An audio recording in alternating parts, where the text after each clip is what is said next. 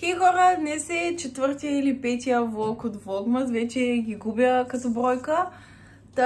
Понеже здравословното ми състояние се влошава, макар и да не ми личи, по усмивката всъщност не съм добре, затова ще отида на лекар да видя какво е положението. Но най-вероятно, както си предполагам, ще съм на антибиотици. Но да не ви занимавам с глупости и негативизми. След лекаря съм на маникюр и ще чакам Иликата да ме вземе и да отидем до коледния базар в Букурещ. Така че вече ще има нещо коледно в този влог, защото почти нищо на коледна тематика не съм качвала. Коледния базар вече ще бъде нещо коледно в клипа. Надявам се клипчето да ви е интересно и продължавайте да гледате. Добре дошли в поредния влог, в който ви показвам как готвя. Нищо ново, но просто ми е част от ежедневието да си приготвям храната за следващия ден или за сегашния. В моят случай се опитвам за 2-3 дена напред да си приготвя храната. Тук съм си сварила киноа двойна доза, макарони, които все още не са сварени, двойна доза. Чушките си ги нарязах предварително, за да ми е по-лесно. Тук съм си изтеглила една доза протеин. Ябълка, тук ювката вече е сварена. Само трябва да направя утре дозичката с протеин.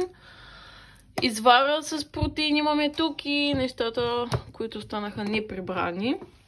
Но не е само това, имам още доста работа, така че продължавам да си действам.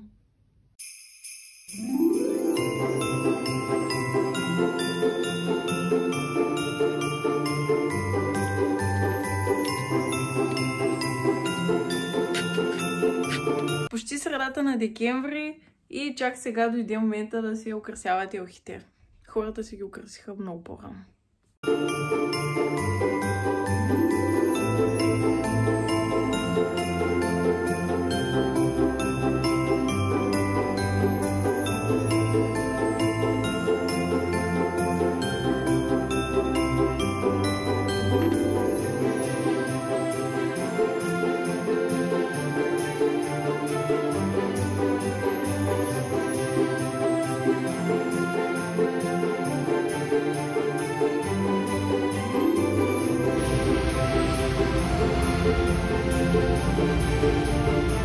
Хей хора, от новия влог. Сутринта бях на лекар. 1 час чаках. Моя ред не наближаваше да дойде, затова си тръгнах. Отидох за часа си за маникюр. Направих си обичайните нюд ногти. И сега чакам Иликата да се оправи. Аз имам 1 час да го чакам, затова ще се прибера и да ме вземе от нас. Не съм яла нищо. Надявах се да ми дойде реда да си пусна и кръвни изследвания, защото съм много болна, но не. След маникюра се прибрах, защото Иликата още не е готов и поне да го чакам на топло, защото навън е наистина студено. И докато го чакам, поне да закусвам и да обядвам в едно, защото не съм направила нито едното, часът е 1. Ще си го чакам аз и ще ходим на коледен базар. Туалетът за днес мисля да бъде този кожения панталон с тази блуза и отдолу имам едно боди, защото е много студена, тя е изрязана. Но той много ми пада, вижте. За яке идва интересната част.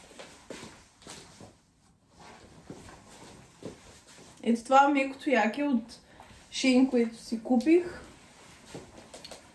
Миналата година, когато излязоха на мода, и аз казах, че никога няма да си купя такова яке. Супер грозно, но ето ми година по-късно с такова яке. И като аксесуар ще сложим тази шапчица. То май ми харесва.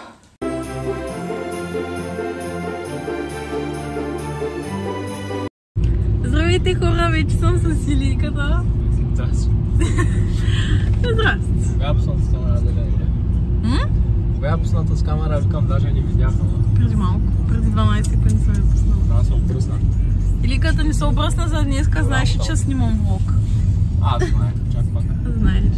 Ще водим Моники на базар. Да, за сега. базар за първи път ще За първи път не съм. Да. За първи път на коледен базар и това в Букурещ. Първи път е там.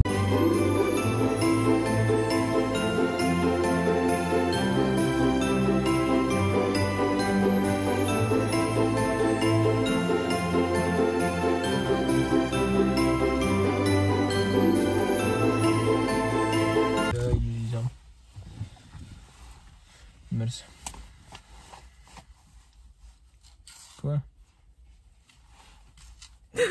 Искаш ли? Не. Какво смееш?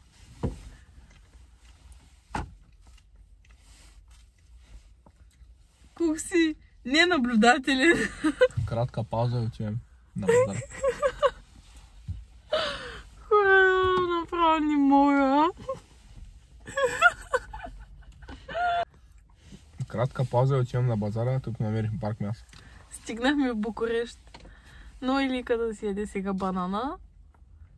И го чакам. Толкова път много гладнях. Много път. 2 часа път гладня. И така. Ще го вземеш някъде? Да, ще го взема. Край. За какво се смееш, бе? Оле, ужас! На банана има написано нещо!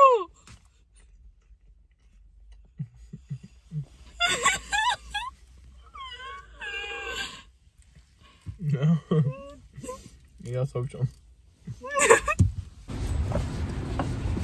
Много е хубаво, пък още не сме отишли точно на базара да разгледаме.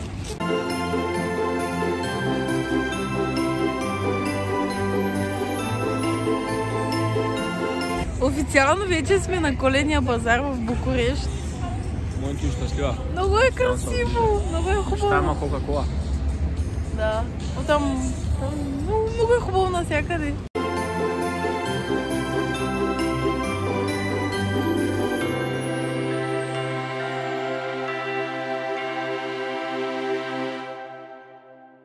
Излизаме от базара в Букурещ. Много е яко.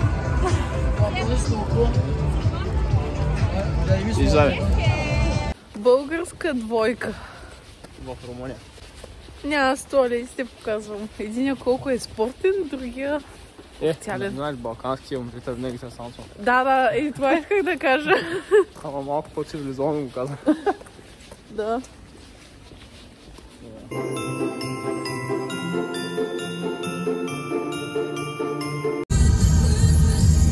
Коледното настроение е в колата. На слънцето една коледна шапчица и той ще е коледен. Направо. Ако съм си стал брата, съм направо лява коледа. Виж лампички имаме. Стигнахме в Русе и сега ще направим едно сравнение на базара в Букурещ с този в Русе. Значи първото включване беше от столицата, сега почва мизерията. След малко сме там и ще ви снимам, когато стигнем.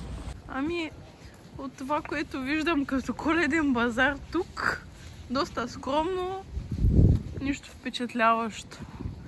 Аз до сега не съм идвала на коледния базар в Русе. Просто не съм имала работа насам, но не е вау. В тези видео те нахейтихме коледния базар на Русе, че направо не знам. От общината сигурно ще писуват долу под коментарите. Няма. То даже няма хора. Май е затворено. Той е затворен. Той е затворено. Затворен. Късно. Тук в 8 затварят. Така че няма какво Букурещ е до 10. Няма какво да покажем. Тук сме до 8. Ами хора, няма какво да видите. Само това е. Само това и всичко е затворено. Без кебабчетата и пончиките. Друг път. Ще ви покажем още едно място, където има къщички с базар, но и те са затворени. Решихме все пак да минем и тук. 5 къщички. Затварят рано. Да знаете, ако решите да дойдете, рано затварят.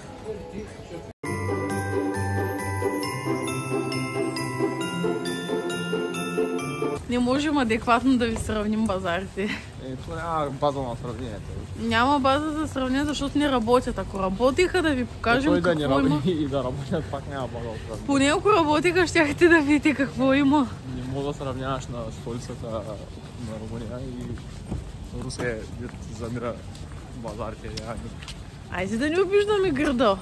Да сме по-позитивно настроени. Някой друг път ще дойдем, за да покажем на нашите зрители какво представлява Коледния базар през деня. Имаме го документирано. Така че очаквайте. Печат обещава.